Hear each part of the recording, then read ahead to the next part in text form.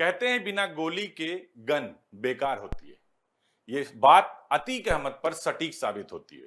कारतूस तो सब जानते होंगे, क्योंकि बगैर कारतूस के हथियार यानी बंदूक किसी काम की नहीं होती।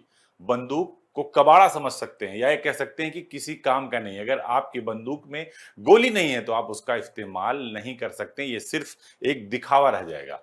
ये तो आप सभी बखूबी जानते हैं कि लोहे को लोहा ही काटता है, और अतीक अहमद के साथ भी यही हुआ, क्योंकि अपराधी को मात देने के लिए अपराधी बनना पड़ता है और पुलिस दूसरे अपराधी को संरक्षण देती है, क्योंकि मतलब साफ है कि जिस तरह से अतीक अहमद का साम्राज्य बढ़ रहा था, उसको चुनौती देना यूपी पुलिस के लिए भी आसान नहीं था। क्योंकि कहते हैं कि हर अपराधी के पीछे किसी न किसी बड़े व्यक्ति का हाथ होता है, वो चाहे राजनीति से जुड़ा हो या फिर ब्यूरोक्रेसी से। अतीक के मामले में भी यही था, क्योंकि जिस तरह से नई बंदूक में नया कारतूस डाला जाता, उसी तरह अतीक हर दिन नए शूटर पैदा करता था और अपने अपराध करने का तरीका भी बदल देता था। दुनिया में पहली बार कदम रखने वाला, यानी अपराध की दुनिया में पहली बार कदम रखने वाला अतीक अहमद चांद बाबा के साथ रहता था, क्योंकि पुराने साथी अपराधियों को चलाया नहीं जा सकता, वो खुद चलते हैं और अपनी चाल खुद बताते हैं। जैसे कहा जाता है राजनीति में कि अगर शतरंज के खेल में मोहरे की चाल अच्छी हो तो आगे चलकर वजीर वही बनता है।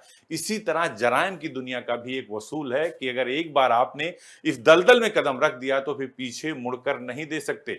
तो आज के मठाधीश के इस एपिसोड में हम आपको ऐसी कहानी बताएंगे जो पुलिस के एक कारतूस की है, जो देखते ही देखते वक्त के साथ खुद में बंदूक बन गया। यानी कारतूस अगर बंदूक बन जाए तो आप समझिए वो कितना खतरनाक होता, क्योंकि ये कारतूस इतना सातिर निकलता है, पहले तो पुलिस के बैरल में चला जाता है, फिर सियासी चोड़ा ओढ़कर खुद राजनीति का सबसे खतरनाक जो है विसात बन जाता है। और ऐसे ही खतरनाक हथियार बन गया था प्रयागराज में अतीक अहमद, और गैंगस्टर बन गया था। कहते हैं कि अगर आप काली कमाई करते हैं, अगर जराइम के बादशाह हैं, तो आपको लंबे समय तक अपनी जराइम की दुनिया को कायम रखने के लिए आपको राजनीति का सफेद चोला ओढ़ना पड़ेगा, यानी ब्लैक कॉलर से आपको व्हाइट कॉलर में आना पड़ेगा। और ये बात अतीक अहमद बखूबी जानता था, इसीलिए उसने राजू पाल जब बसपा से विधायक हुआ और उसका भाई अशरफ हार गया, तो राजू पाल की हत्या इस तरह से कराई गई कि पूरी दुनिया देखे, और देखने के साथ साथ अतीक का जो दहशत है